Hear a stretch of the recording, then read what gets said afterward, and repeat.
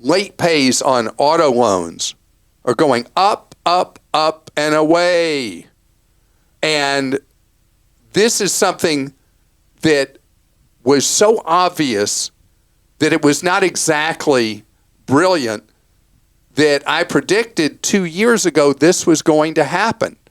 I knew it was going to happen because when the prices of used vehicles inflated 70%, and they've now come down a fair amount, and there was such a shortage of new vehicles that dealers were selling them way above manufacturer suggested retail price, it caused a twofer problem.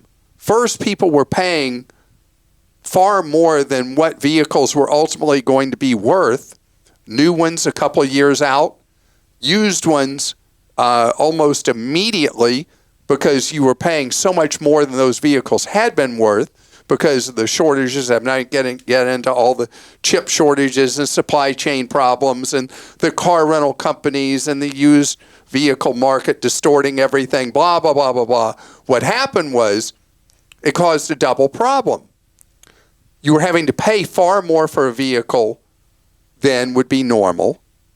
And then that pushed you to take out an ultra long-term loan on something that was rapidly depreciating.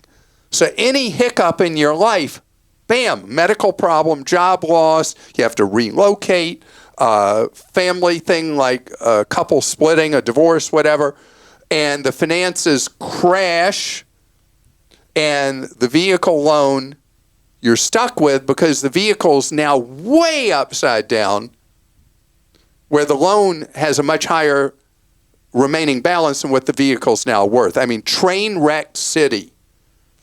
So, I mean, it was not brilliant to know this was happening, and now it is happening. So if you're in the situation where you're wheezing with that vehicle, if you can do anything you can to avoid going into a repossession mode on that vehicle, please keep paying it. Please, if you can, keep paying it.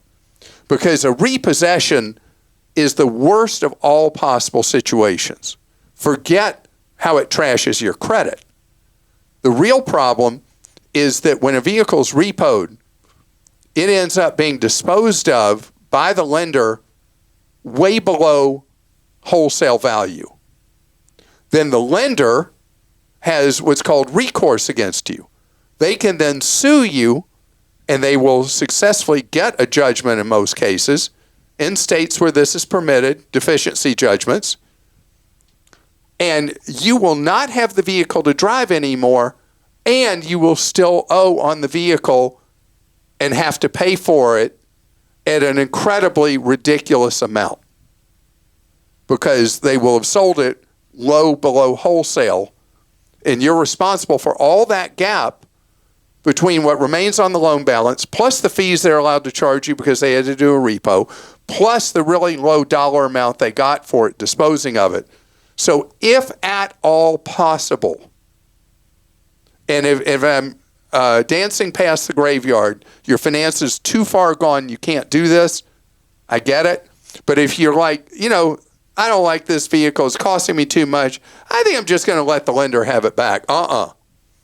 If it's a choice you're making because you're pressed versus something where you've got no other option left other than to have the repo, if it is at any level a choice, please keep those payments going. Now, let's fast forward to today. Used vehicle prices have come down, but they're still elevated from where they were. New vehicle prices have been trending down. They're still really expensive, both. So, as I've said so many different ways to so many different questions, if you're thinking of buying a new-to-you vehicle or a brand new vehicle, and the current one you have is working fine, keep driving the one you've got for now. Give it some time. The vehicle market is healing. Give it more time. And you may not live by, but please remember my 42-month rule, which is this simple. If you cannot afford the monthly payment on a vehicle you want to buy, new or used, with what the payment would be on a 42-month cycle, you cannot afford that vehicle, period.